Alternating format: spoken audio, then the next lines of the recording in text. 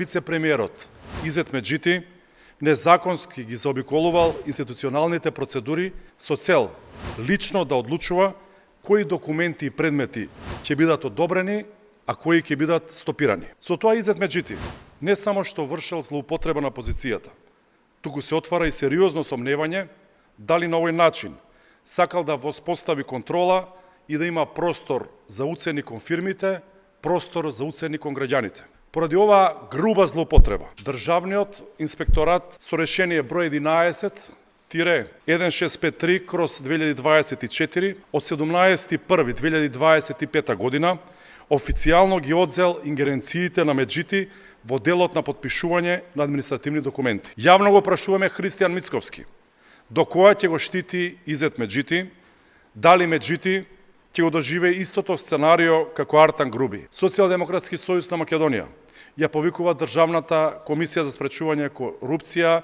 и јавното обвинителство веднаш да отворат истрага и да постапат во соглас со законот. Почитувани граѓани, за наводниот патриотизам на Мицковски ДПМН се крие груба корупција и манипулација на државните институции.